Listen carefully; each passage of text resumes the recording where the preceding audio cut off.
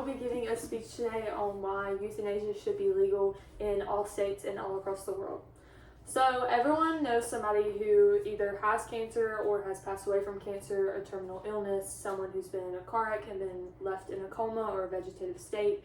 So this is basically just to give them some dignity with death, so they have a choice whether or not they want to continue living in the suffering state they're living in, or if they want to just go ahead and end their life in a dignified way. So euthanasia is the act of deliberately ending a person's life to end suffering. So like I said, it's with cancers, illnesses, things like that. So it's not just a choice that people make. People don't choose to get cancer. They don't choose to get in a car wreck or things like that. So this is something that people put a lot of thought into. This is not something that is just a spur of the moment decision. There's a lot of physicians and doctors that go into this decision, family, the patient themselves go into this. There's a lot. So another name for euthanasia is assisted suicide. So assisted suicide is more of a negative name for this, because once you add the suicide on the end of something, it automatically gives it a negative context. So this isn't a choice like suicide is. It's not like they're just choosing to end their life because they don't want to live anymore. They're choosing to end their life because their quality of life is so low. So most of the time people in these states are going through some physical deterioration. So this is people who are quadriplegic, so they can only move their heads. People who cannot walk anymore, they can't eat anymore, they can't drink. They don't know who their family members are. If we're talking Alzheimer's and dementia, it's things like that. So this leaves people in a lot of pain. Obviously, they feel empty, they feel hopeless, they feel like their life has no point anymore if they can't do anything and they can't make memories, because the point of life is to live it to the fullest, because you only get one. So when that is taken away from you, then they really feel like, what are they doing on this earth anymore? They feel like they're a burden to their family, things like that. So I previously have worked with Alzheimer's and dementia patients, and I have seen patients who don't know their family members. They don't know their name. They can't eat or drink. They can't take a shower. They can't put their shoes on, put their clothes on, anything themselves. I've seen some patients who are simply just sitting there staring at a wall, and that's their quality of life. Their quality of life is waking up in the morning and staring at a wall. They don't talk. They don't eat, nothing. So at that point, the family is just having to witness their family members like this, and no one wants to witness someone like that. That person, if they were cognitive in their minds, they wouldn't want to be living like that either. So this is just, once again, giving them dignity to choose when they want to end their life.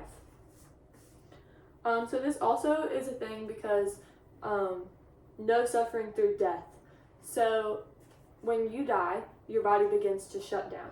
So with your body shutting down, obviously it's very painful either way you go out. So no one has lived through death and then came back, so they can't tell us exactly how painful it is, but from many studies done, they assume that it's extremely painful for your body to shut down and to be in so much pain and so many things going wrong for you to just die.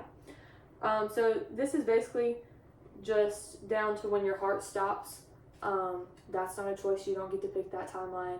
Suffocation. So if your lungs stop working and you have to suffocate, it's almost the same as like drowning essentially. So it's very painful. This is immense pain. So people who are just really ill, they just don't feel good. Or continuous sedation. So sometimes with patients in a vegetative state, they'll be continuously sedated. So they've been given so much morphine that they're asleep for their final days, weeks. Sometimes people are in these comas and vegetative states for months. That's no way to live your life. So this is just advocating for people in that situation.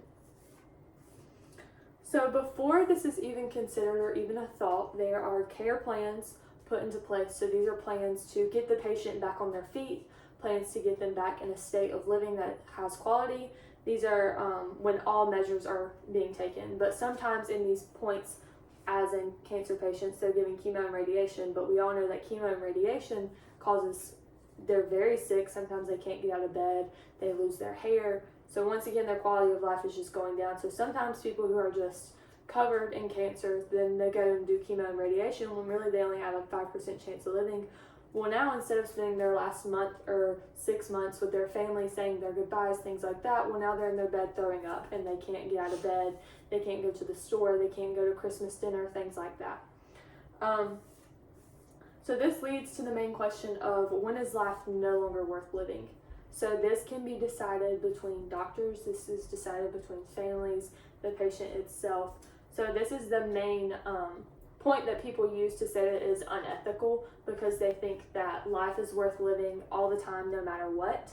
They think that sometimes, because people play the role of like, God gave you this life, so if you're taking a life before God has planned for it to be taken, but then you could backfire that with saying like, God wouldn't have given us the ability to make these decisions if he didn't want us to make these decisions. Because people, once again, did not choose to get cancer. They didn't choose to get in a car wreck and get into this vegetative state, so you're just giving them the dignity to make these choices. Another choice that people get to have, because many of their choices have been taken away, is when they get to say their goodbyes, so they can plan who to say their goodbyes to, if they have any dying wishes, if they have any secrets they've been keeping for 50 plus years and they just want to get it off their chest, things like that. This is also when people sometimes plan their own funerals. They pick out who's going to carry their casket, what songs are going to be played. Sometimes people will plan a party, an end of life party, and they'll give their own eulogy because that's how they want to go out. So this is once again just dignity in death and allowing people to have that choice, because at the end of the day it is their life, so they should get to choose how it's ending, specifically when they're terminally ill. So this is why suffering to the end is unethical, and people should be allowed to legally be